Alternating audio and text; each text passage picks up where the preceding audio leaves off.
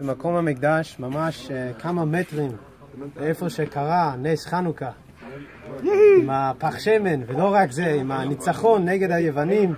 עלינו להתבונן קצת על המשמעות של החשמונאים בימינו אנו. אז שתי מסרים קצרים. קודם כל, במובן הפרטי, כל אחד מאיתנו יכולים להיות כמו הגיבורים, כמו החשמונאים בעבודת השם שלנו. אנחנו יודעים, כולנו יודעים שהבן אדם מורכב משתי נפשות. יש את הנפש אלוקי ונפש הבהמי. החלק מאיתנו שרוצה רק דבקות בשם ורק דברים טובים, והחלק מאיתנו שרוצה תוות עולם הזה, להיות מושחת, לא להיות בן אדם טוב. ואנחנו חיים יום יום עם שתי ההפכים האלו. אז אנחנו צריכים לדעת שבתוך כל אחד ואחד מאיתנו יש פח שמן טהור.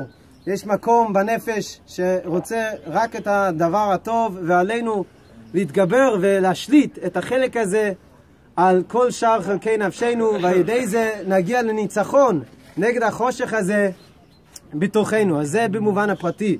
במובן הציבורי, אנחנו עם ישראל, אנחנו כמו פח שמן טהור. אנחנו ממש כמה אנחנו כבר בתוך כל שאר העמים בעולם שלנו, ולא צריכים להיות חכמים לדעת שלא רק שאנחנו עם קטן, אבל כל העולם רוצה להיפטר מאיתנו.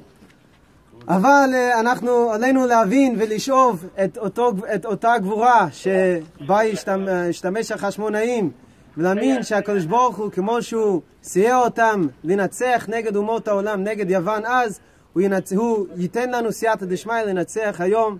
בעזרת השם בקרוב נזכה להדליק את המנורה במקומו, במקום המקדש, ולחנך את המזבח כמו שהיה בימי קדם, ולבנות את המקדש במהרה בימינו אמן. אמן. בשמחה וטוב.